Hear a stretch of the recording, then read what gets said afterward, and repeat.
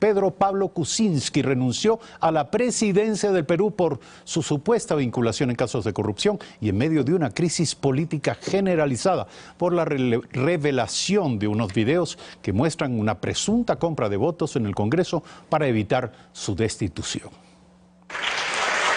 Su renuncia se da tras 9 meses en el poder y a 2 semanas de llevarse a cabo la Cumbre de las Américas, del cual era el anfitrión. Lo hizo con un mensaje a la nación emitido en televisión. Frente a esta difícil situación que se ha generado y que me hace injustamente aparecer como culpable de actos en los que no he participado, pienso que lo mejor para el país es que yo renuncie a la presidencia de la República, porque no quiero ser un escollo para que nuestra nación encuentre la senda de la unidad y armonía que tanto necesita y que a mí me negaron. Acompañado por los miembros de su gabinete ministerial, también aseguró que ha trabajado honestamente. Se han presentado muchas interpelaciones, censuras de ministros y de un gabinete entero,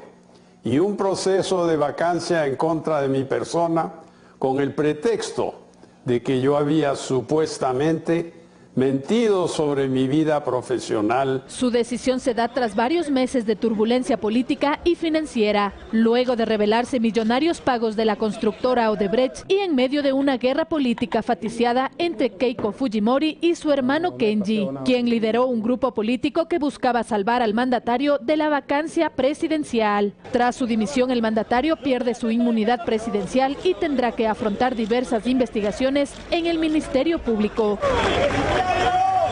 Fernanda de la Bastida, Telediario. Marco Romero, experto en política internacional, se encuentra con nosotros para analizar el tema. Buenos días, muchas gracias por la invitación. Buenos días. ¿Qué viene? Pedro Pablo Kuczynski no aguantó más la presión. ¿Qué fue lo que echó abajo al gobierno del presidente Kuczynski y qué es lo que cabe esperar en las próximas horas? Bueno, me parece que realmente es un hecho muy importante para la región y a nivel global también. ¿Por qué? Porque es el primer presidente en funciones que es forzado prácticamente a renunciar por el tema de la corrupción. O sea, ¿por qué me parece que es un hecho de importancia regional? Es porque encontramos que los objetos que fue acusado son exactamente los mismos que encontramos en todo el mundo. O sea, la corrupción se ha convertido indudablemente en una plaga, en una amenaza mundial. Vemos también lo que pasó con el presidente francés por su apoyo, digamos, el apoyo que habría recibido del ex dictador libio o Muammar Gaddafi. Entonces, encontramos que efectivamente, si no es por elementos externos como son los Panama Papers y la investigación que impulsó bastante los Estados Unidos, obviamente con una prioridad estratégica, porque le servían como armas para golpear a gobiernos que no le eran adeptos, no habríamos conocido lo que conocemos. Pero la onda expansiva de estas explosiones está cobrando víctimas en aquellos que supuestamente serían puntales y apoyos. Así es, de la y eso me parece interesante, y por eso hacía referencia también a que yo creo que ya es hora de que en el marco multilateral, en el marco de Naciones Unidas, se pase más allá de las meras recomendaciones de códigos de buena conducta, etcétera. O sea, es claro que la corrupción ha sido una tendencia clara de los procesos políticos en el mundo. O sea, las campañas electorales cuestan y esas son financiadas por empresas Pero privadas. En el caso peruano, además, tiene un rol fundamental esta guerra interna entre los dos hijos del expresidente Alberto Fujimori, que termina también en buena medida victimando políticamente al presidente Kuczynski. No, eso me parece que es lo más importante. O sea, indudablemente, más allá de lo que pueda avanzarse en el plano multilateral, es claro que juega un papel decisivo la fortaleza institucional, la división y el balance de poderes, y la existencia de una prensa libre y de espacios que permitan investigar los procesos. Lo que acabamos de ver en la entrevista anterior muestra claramente, por ejemplo, que en el Ecuador no contamos con un escenario como ese. O sea, es tan opaco el escenario, la crisis de los partidos políticos es tan profunda en todo el mundo y también en América Latina, que la atomización en el caso de la Asamblea Ecuatoriana hoy muestra claramente que hay fuerzas que de una u otra manera quieren volver al pasado. El pasado en el cual efectivamente con un telefonazo se decidía quién ocupa tal cargo y cómo se designa a las autoridades de control, a las autoridades de justicia. Entonces, ese me parece que es una lección clave también. Ahora, volviendo al Perú, se habla de que se operaría la sucesión constitucional. El primer vicepresidente, Martín Vizcarra, actual embajador en Canadá, asumiría la presidencia. Sin embargo, se comienza a hablar de adelantar las elecciones. ¿Cuál cree usted que sería la disyuntiva? Bueno, ese es, me parece a mí, uno de los elementos también cruciales. O sea, esto va, como usted lo señalaba hace un momento, va a profundizar la división en el partido fujimorista, y eso para el proceso electoral, para los procesos políticos en Perú en las próximas décadas va a ser muy importante. O sea, los dos hermanos se están disputando y tienen aspiraciones presidenciales.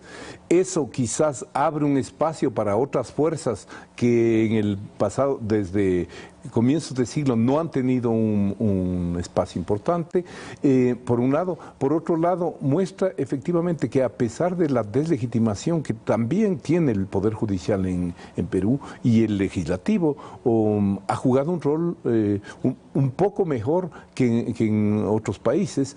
Y es claro también que las instancias regionales, OEA, CELAC, UNASUR, han jugado un papel marginal en estos procesos, no han reaccionado frente a la importancia de los impactos. Y probablemente no lo han anticipado.